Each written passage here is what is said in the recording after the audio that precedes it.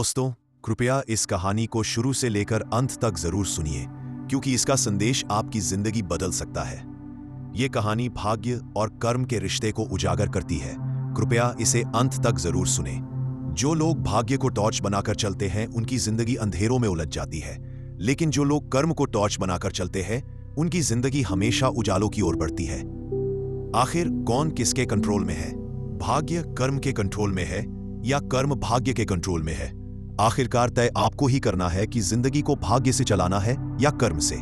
सुमेरपुर नामक एक राज्य में राजा कृतवर्मा शासन करते थे। उनके शासन में प्रजा सुखी एवं खुशहाल थी तथा राज्य में शांति थी। सब कुछ व्यवस्थित और ठीक ठाक चल रहा था। एक दिन उनके राज्य में एक विख्यात पंडित पधारे जो ज्योतिष शास्त्र में प्रवीण थे। फिर राज्य के दरबार में उनका भव्य स्वागत किया गया। तत्पश्चात वे राजा के अतिथि बनकर दरबार में विराजमान हुए। फिर ज्योतिषी ने कृतवर्मा से कहा, महाराज, आपके राज्य में सब कुछ ठीक है, यहाँ सर्वत्र शांति है और आगे भी शांति बनी रहेगी। फिर समय देखकर ज्योतिषी ने कृतवर्मा से कहा, महाराज, कृपया अपनी कुंडली मुझे प्रदान कीजिए, मैं आपकी कुंडली देखना चाहता हूँ। ज्योतिषी ने राजा कृतवर्मा की कुंडली देखने के बाद कहा, महाराज, इसमें तो गहन दरिद्रता का योग लिखा है। वास्तव में तो आप स्वयं दरिद्र होने चाहिए, किंतु आपके साथ ये राजपाट कैसे चल रहा है? तब राजा ने कहा, ये तो हमारे राज ज्योतिषी ने बनाया था, संभव है इसमें कुछ भूल हुई हो। आप चाहे तो इसे पुनः बनाइए। पुनः कुंडली बनाने के बाद भी वही दरिद्र योग दिखाई दिया। फिर राजा हंसने लगे और बोले, अब आपको मेरे साथ कुछ दिन रहना ही पड़ेगा। और दूसरे दिन प्रातःकाल राजा शीघ्र उठे। अपने प्रातः कर्म समाप्त करने के बाद वे ज्योतिषी के साथ सूर्य वंदना करने हेतु छत पर गए। सूर्य वंदन समाप्त करने के बाद राजा और ज्योतिषी वहां गए जहां सैनिक अपनी युद्ध कला का अभ्यास कर रहे थे। फिर वहां सैनिकों को उत्साहित करने के बाद राजा अपने महल लौट आए।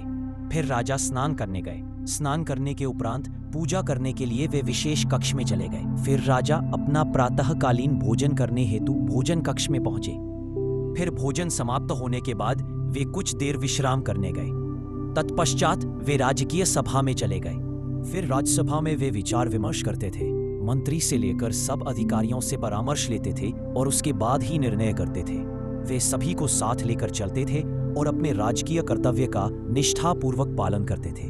तत्पश्चात समयानुसार सभा के कार्य समाप्त किए गए। इसके उपरांत वे भोजन के लिए प्रस्थान किए। भोजन के पश्चात विश्राम करने के लिए वे कक्ष में चले गए। फिर उठने के बाद वे एक बगीचे में मंत्री और सेनापति से गुप्त रूप से बातचीत करने गए। फिर मंत्री और सेनापति के साथ बातचीत समाप्त करने के बाद वे महल लौट आए और सूर्यास्त देखने के लिए छत पर गए।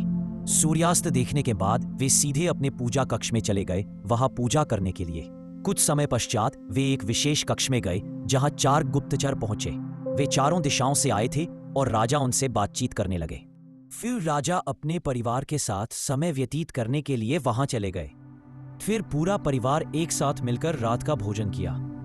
रात्रि में वे अपने महल की ओर चले गए जहां सोने के लिए उनका कक्ष था।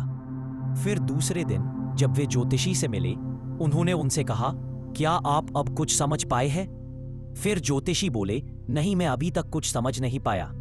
राजा बोले, हमारे भाग्य को तो घोड़े की भांति कहा जाता है और हमारे कर्म वही लगाम है जिससे उसे नियंत्रित किया जाता है। तब राजा बोले, मैं अपने भाग्य को अपने कर्मों के लगाम से नियंत्रित करता हूं। जिस दिन मैं अपने कर्मों से भटक जाऊंगा, उसी दिन दरिद्रता स्वतः मेरे पास आ जाएगी।